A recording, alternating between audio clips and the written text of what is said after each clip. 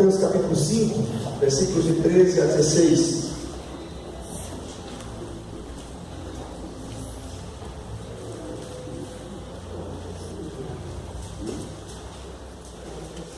Mateus capítulo 5, de 13 a 16.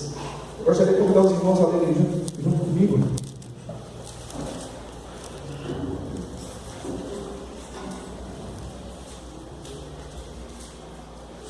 Nós então estamos falando sobre o Evangelho do Reino, e hoje nós vamos ver o tema: o Reino do Céu que faz diferença. O Reino do Céu que faz diferença. Esse é o nosso objetivo nesta noite.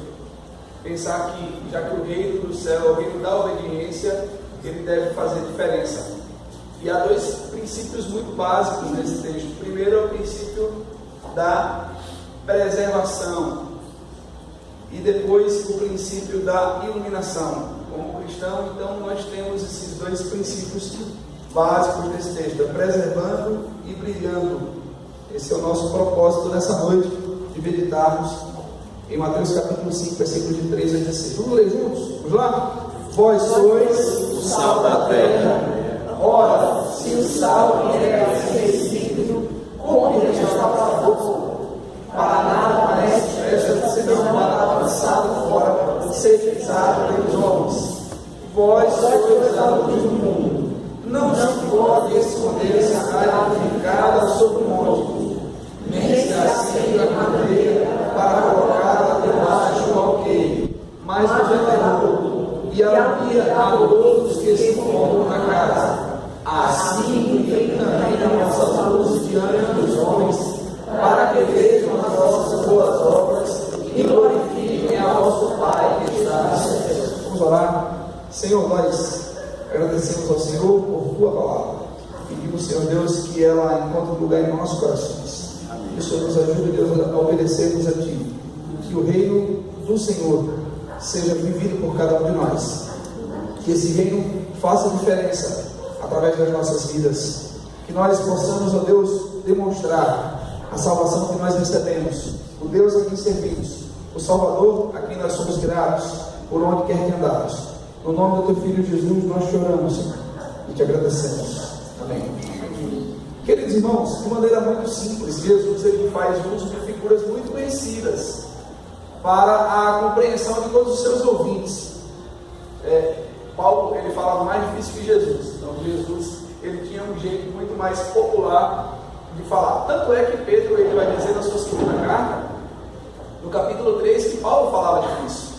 Vai mostrar que Paulo ele tinha uma linguagem mais rebuscada, uma linguagem mais avançada, enquanto Jesus, nós percebemos que Jesus usa os elementos do dia a dia, do conhecimento do povo, das pessoas mais simples, para então exemplificar as questões da espiritualidade necessária para todos aqueles que são seus discípulos. Então, nos dias de Jesus, assim como nos dias nossos também, nos antigos, recentes, de algumas décadas atrás, quando não existia geladeira, o sal ele servia para preservar e para dar sabor. Uma quantidade pouca de sal já faz a diferença numa comida. Você pode olhar para a comida e devorá-la com os olhos, desejá-la, sua boca encher de saliva. Você olha assim para aquela lasanha suculenta com aquele molho bonito por cima, seja ela de camarão, seja ela de frango, seja ela de carne moída, mas você sente desejo, que você olha assim, seus olhos fixam ali, você imagina aqueles ingredientes visíveis, você olha daquela carne, você olha do queijo, você olha do presunto, e você já começa a cobiçar aquela lasanha, apetitosa. Mas quando você corta um pedacinho que você coloca na boca, falta o quê? Sal. Então o seu apetite já começa a ser comprometido. Você já não sente tanto interesse, né? Você diz, poxa, falta um pouquinho mais sal. Você vai lá, pega o saleiro, joga o sal por cima assim, e então o sal dá aquele toque especial e final, né? Não pode muito sal, por causa da pressão alta, né? Mas o sal faz sim a diferença. Então, nos dias de Jesus, eram duas as principais funções do sal, como nos dias dias atuais. É verdade que há outras explicações químicas importantes para o sal também, né? Há quem coloque o sal, por exemplo, e misture o sal com a ração bovina para suas finalidades, né? Há quem coloque o sal, por exemplo, ao pé de árvores, né? Há quem faça um tanto de rituais e usos diferentes do sal. Mas o sal, então, ele tem duas importâncias assim, muito básicas: a preservação e o sabor. Então, o sabor está inteiramente ligado à ação do sal. Se o sal deixa de ter sabor, então possivelmente também ele não servirá para preservar mais.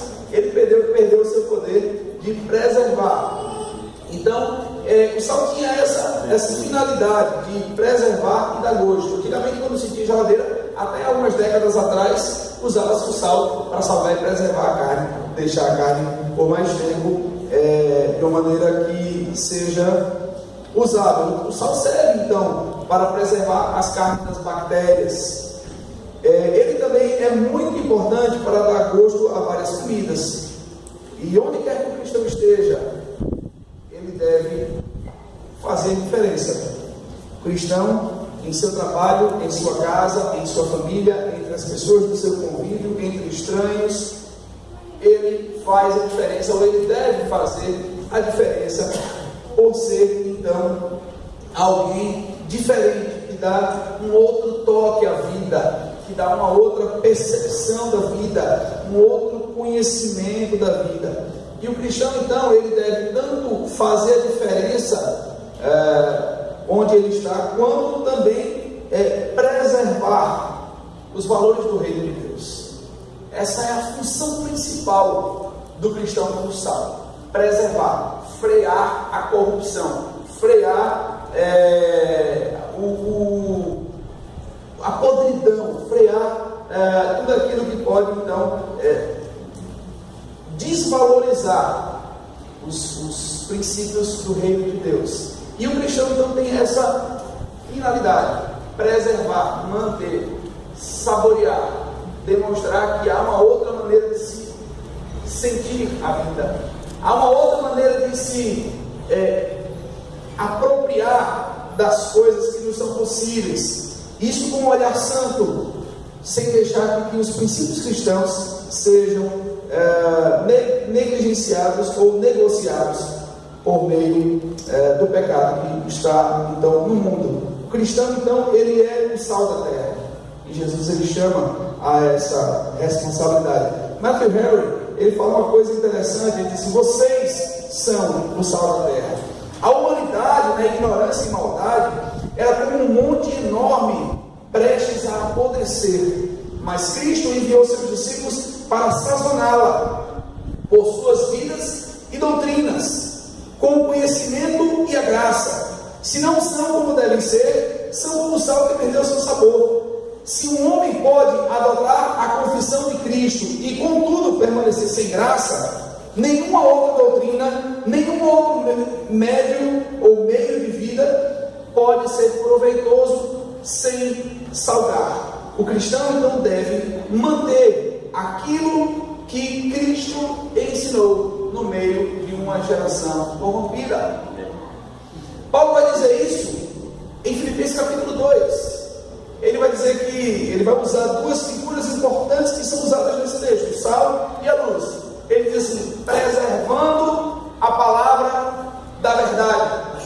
O cristão, no meio de uma geração corrupta, diz o apóstolo Paulo em Filipenses capítulo 2, deve preservar a palavra da verdade. Vamos abrir lá em Filipenses capítulo 2, só para nós termos a dimensão de que contexto o apóstolo Paulo fala isso. Filipenses capítulo 2. Ele está falando sobre os filhos de Deus no meio de uma geração corrupta.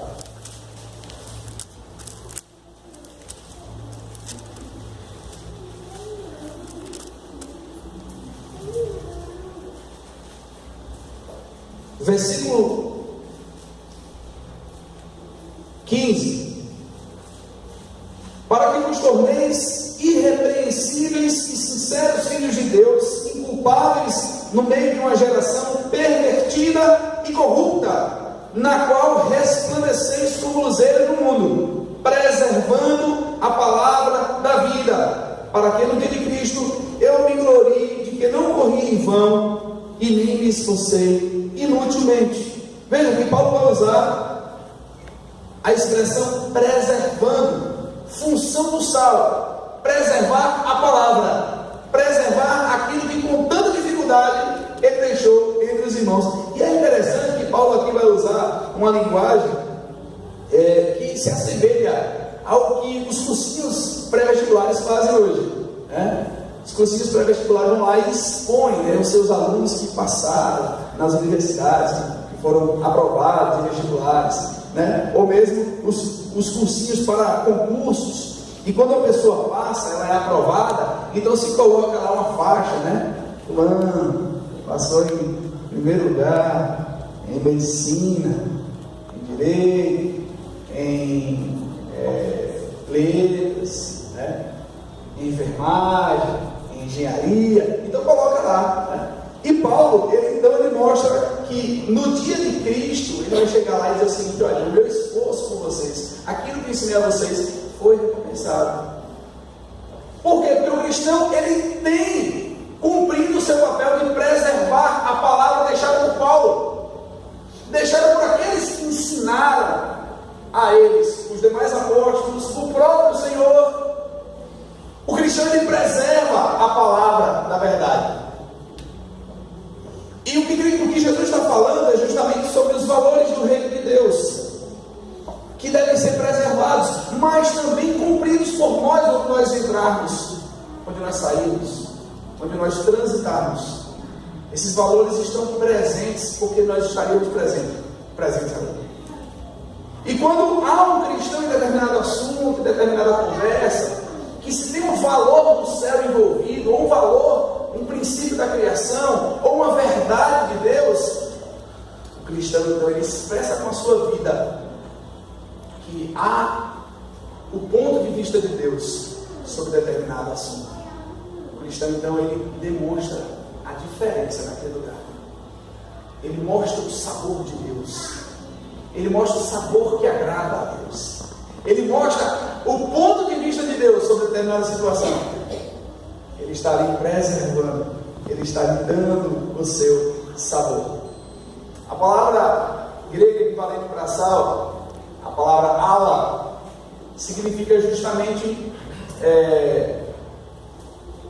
tempero, significa justamente sabor, significa justamente preservação, que é a palavra para nós sal. Nós vemos então, queridos irmãos, que onde quer que o cristão esteja no seu trabalho, em sua casa, com a sua família, ou entre estranhos, Deus tem uma missão para ele: dar gosto, preservar, frear a maldade, frear a corrupção.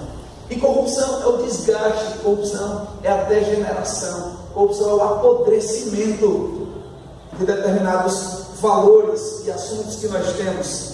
Marcos Lucado diz uma coisa interessante, ele diz assim: ao levar pessoas a conhecerem melhor Jesus, por meio de seu testemunho e pregação, ele, esse cristão, também trabalha para preservar a vida. Somente aqueles que se convertem para Jesus terão a verdadeira longa vida. Esse é o papel da preservação, manter mais duradouro princípios, valores e a vida.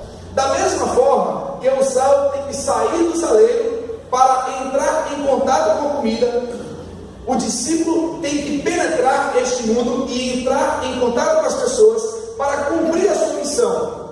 Vamos começar esse novo momento na nossa vida, onde a gente, determinados, resolvidos, resolutos pela palavra, devemos levar sabor para demonstrarmos a vontade de Deus quanto às demais ou às diversas áreas da vida, para que possamos então demonstrar os valores do reino e a vida eterna que nós recebemos de Cristo. O sal, ele não consegue salgar dentro do saleiro. Nós vivemos num contexto onde nós gostamos de andar com os crentes.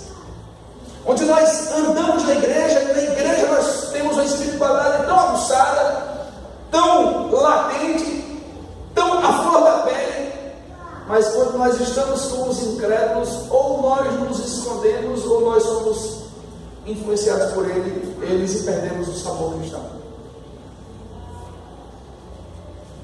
O sal precisa sair do saleiro. Temos aqui um saleiro nessa noite. E nós precisamos dar sabor lá fora. Nós precisamos, irmãos, demonstrar os valores de Cristo no meio, como diz o apóstolo Paulo, de uma geração corrupta e pervertida. Estava na casa de Marcinho hoje. Marcinho usou uma expressão interessante, que nós vivemos tempos de valores invertidos. Antigamente era o cachorro que ia lá e urinava no poste. Hoje o poste vai lá e urina no cachorro. Que situação! Os valores estão malucos. As pessoas perderam a noção das coisas. Busca-se a proteção de animais, busca-se a proteção de espécies de extinção, mas propõe-se matar o ser humano e retirar a vida. E é interessante que Tiago diz assim: olha, nós com a língua, nós bendizemos a Deus, mas amaldiçoamos ao homem que é imagem e semelhança de Deus. E se a gente fizer uma outra aplicação para isso, nós preservamos a criação, aquilo que Deus criou, mas a imagem e semelhança de Deus nós estamos destruindo, estamos assassinando. Queridos irmãos, nós vivemos no meio de uma geração corrupta e pervertida. Portanto, devemos preservar a palavra da revelação, devemos preservar os valores do Criador, devemos demonstrar a esse mundo que há um Deus que estabeleceu o seu padrão e que nós devemos lutar contra a corrupção desses padrões. Nós não podemos de maneira nenhuma abrir mão disso. Mas também Jesus ele fala, versículos 14 a 16: vós sois a luz do mundo. Vós sois a luz do mundo. E ele vai continuar: não se pode esconder a cidade edificada sobre um monte. Igualmente, a luz não tem uma finalidade em si mesma, mas é necessária para que possa brilhar e servir de referência para o mundo em redor. Porque a função da luz é clarear, é revelar o caminho com segurança a trilhar. Mas a luz que ofusca os olhos perde o seu valor. A luz que é escondida, que é abafada, deixa de cumprir a sua função. Jesus, ao que tudo indica, inspirou o seu discurso na cidade de Safed, localizada no norte de Israel, que ficava a cerca de 900 metros acima do nível do mar, nas montanhas da Alta Galileia. À noite, mesmo de longe, se podia ver a sua suave luz, produzida por fontes rudimentares de iluminação, como lamparinas e tochas. Olha só, hoje a gente vê uma cidade de longe, né? E você vê cidades assim que, quando você se aproxima, por exemplo, Aracaju, você está indo para Aracaju, você começa a ver as nuvens iluminadas assim, clareadas, pela quantidade de focos de luz em todos os lugares. Então, se você colocar uma lâmpada só, ela não consegue esse efeito de iluminar as nuvens. Mas várias lâmpadas acesas, por mais fracas que elas sejam, elas conseguem iluminar e demonstrar que ali há luz. Jesus, então, ele fala de uma cidade iluminada por lamparinas e tochas, mas colocada num lugar alto, serve-se como referência. Você não consegue esconder uma cidade que está iluminada, uma cidade que tem luz ao seu derredor. Ela, então, servia para a localização de peregrinos, porque se encontrava a 900 metros acima do nível do mar. E Jesus está dizendo: olha, uma cidade iluminada. edificada sobre um monte, ela não pode ser escondida, ela deve então ser vista. E ele vai dizer: nem se acende uma candeia para colocá-la debaixo do alqueire, mas do velador, e alumia a todos os que se encontram na casa. Ele vai de uma perspectiva maior para uma perspectiva menor. Ele vai falar de várias luzes juntas, mas também de uma luz só acesa. E da diferença que uma luz faz no seu ambiente. E da diferença que uma lamparina faz num ambiente menor. Assim é o cristão. No ponto de vista coletivo, queridos irmãos, nós precisamos brilhar mais. Nós precisamos, como igreja, ser uma referência para os incrédulos nessa cidade. Uma referência de amor cristão. Uma referência de zelo para com as coisas santas. Uma referência de responsabilidade nas diversas esferas da vida.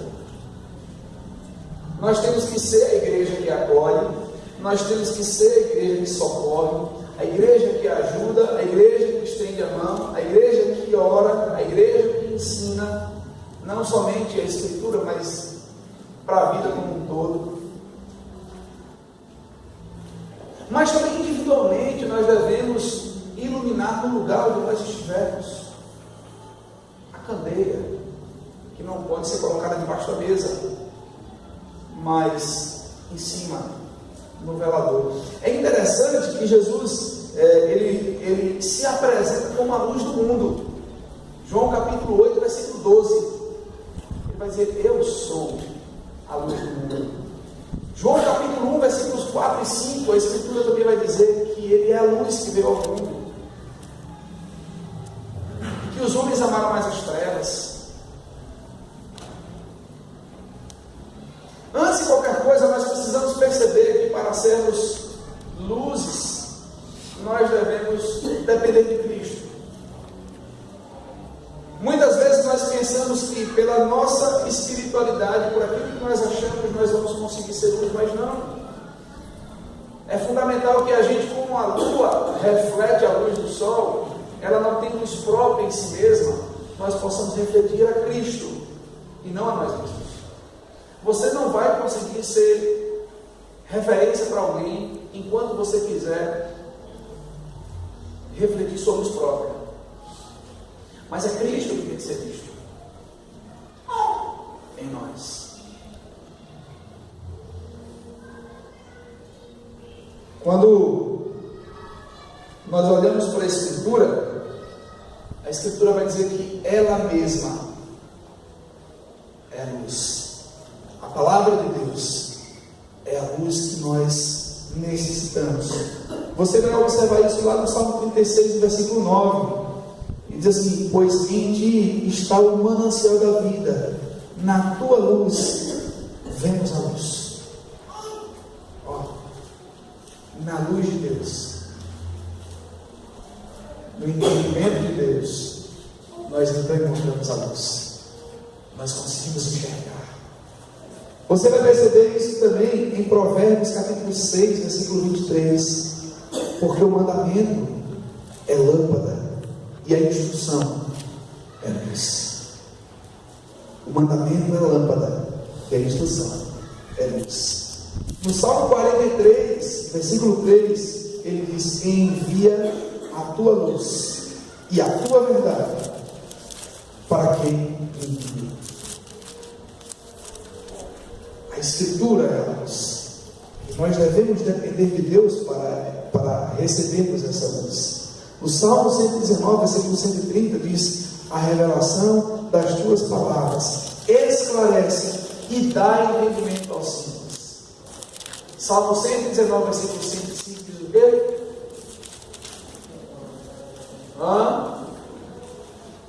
Versículo quê? Lâmpada e luz. Vamos falar juntos? Lâmpada para os meus pés é a tua palavra e luz para o meu caminho. Veja, queridos irmãos, que nós precisamos de Deus, da sua luz.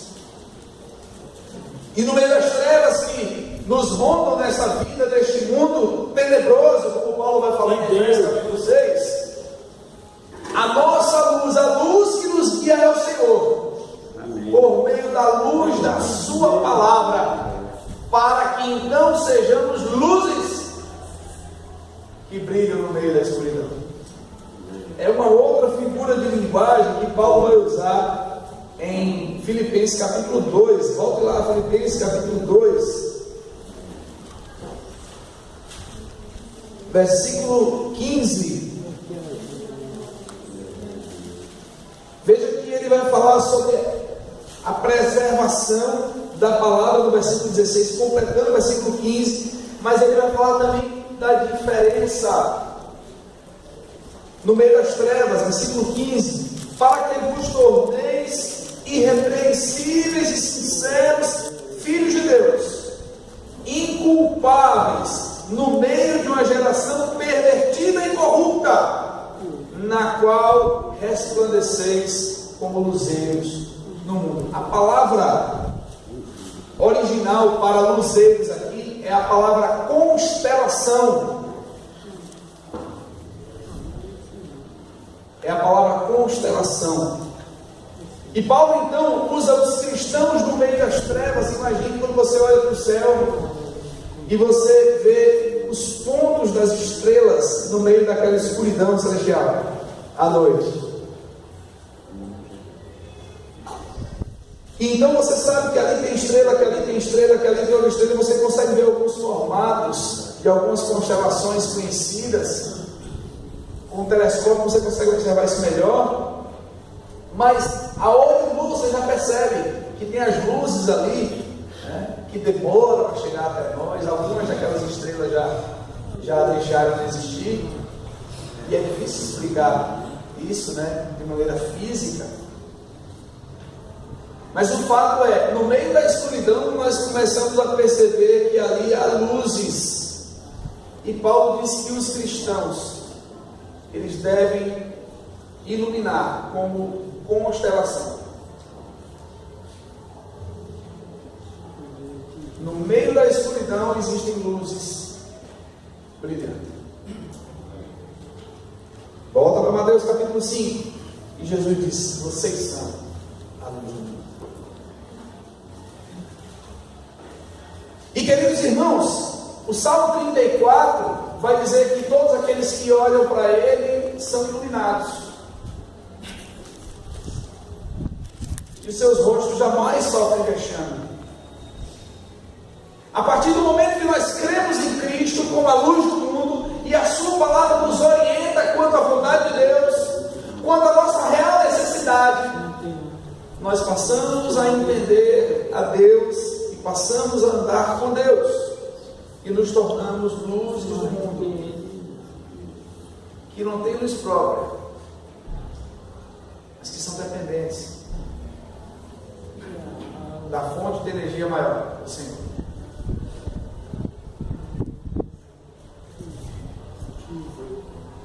E o que Jesus está dizendo é: vocês são luz.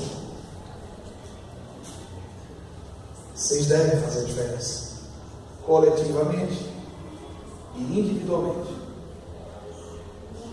Talvez a gente tenha muita facilidade em ser luz individualmente, mas nos falta um pouco mais de sabedoria para sermos luz coletivamente, para sermos um conjunto de luzes que servem como uma referência para perdidos. E Paulo então ele diz que para que nós sejamos luz, nós não podemos ser cooperadores com as obras infrutíferas das trevas. E aí vai dizer o que é ira, discórdia, facção e tudo mais. Quando essas coisas acontecem, é como se o combustível que sustenta a luz de uma cidade começasse a se acabar, e ela deixa de ser referência. Queridos irmãos, nós devemos atentar para sermos luzes coletivamente. e luz individualmente. É fundamental, é necessário que nós ajudemos o outro a brilhar.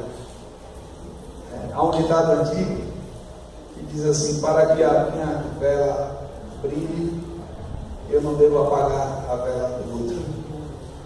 E às vezes fica parecendo que a gente quer se destacar mais e quer apagar algumas velas aí, para que a nossa vela fique em evidência. Mas o poder da nossa luz vai ser muito menor se isso acontece. Nós não podemos perder o foco de que iluminar coletivamente signifique amar o próximo. Nós não podemos perder isso. A palavra de Deus nos diz em 2 Coríntios capítulo 4, versículos de 5 a 6, que o Deus desse século cegou o entendimento dos incrédulos para que não lhes resplandeça a luz do Evangelho.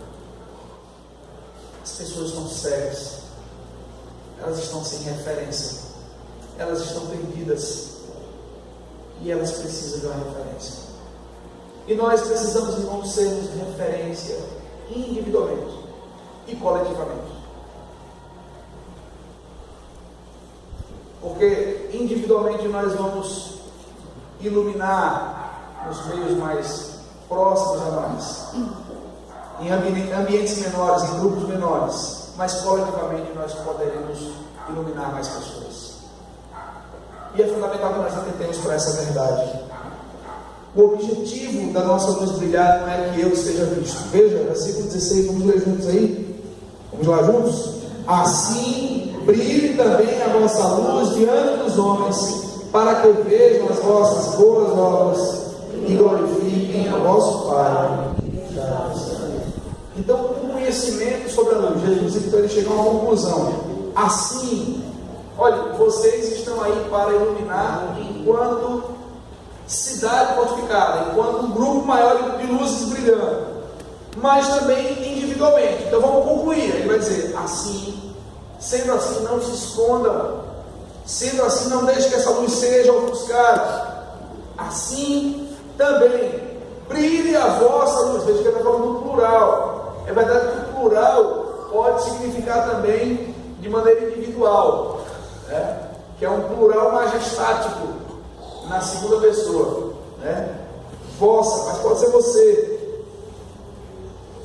Assim brilhe também a vossa luz diante dos homens, para que vejam as vossas boas obras. Não mais as obras infrutíferas das trevas, mas as obras da luz. Assim brilhe a vossa luz diante dos homens, para que vejam as vossas boas obras. E qual é o fim de tudo? Vamos ler juntos? Glorifiquem a vosso Pai que está no céu. Mais uma vez, glorifiquem ao vosso Pai que está no céu. É uma ideia de louvor. Os homens devem olhar para nós e ver que nem tudo está perdido. A partir do momento que olharem para nós, e que olhando para nós, veja que tamanho testemunho, que tamanha diferença, que tamanha referência vem de Deus. Glorifique o Pai que está nos céus. Matthew Henry, ele diz uma coisa interessante sobre isso. Ele diz assim: nossa luz deve brilhar, fazendo obras tais que os homens possam vê-las. O que há entre Deus e nossas almas deve ser guardado para nós mesmos, mas o que de si mesmo fica aberto à vista dos homens, devemos procurar que se conforme à nossa profissão de fé e que seja elogiado. Devemos apontar para a glória de Deus. Ou seja, que aquilo que for íntimo nosso fique entre nós e Deus. Mas há muito de nós que precisa ser externado. E essas são as nossas boas obras. E que a partir disso, a partir da nossa profissão de fé, que isso seja elogiado, redundando em glória a Deus. Olha só, a sua vida deve ser uma vida elogiável. O seu procedimento, o seu comportamento deve ser elogiável. sobre um determinado aspecto que a sociedade já está perdida naquilo, vai se lembrar que você não, eu conheço um cristão, conheço um crente da igreja presbiteriana, que é uma pessoa correta, que paga em dia, que fala a verdade.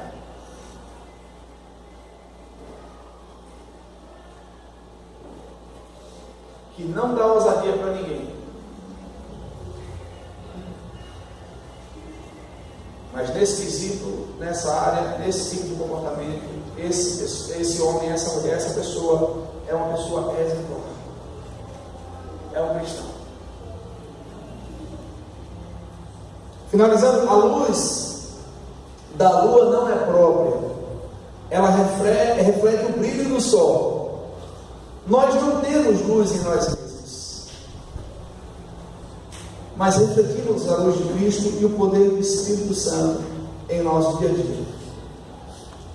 Para sermos discípulos de Cristo, devemos entender o nosso papel de brilhar no meio das trevas.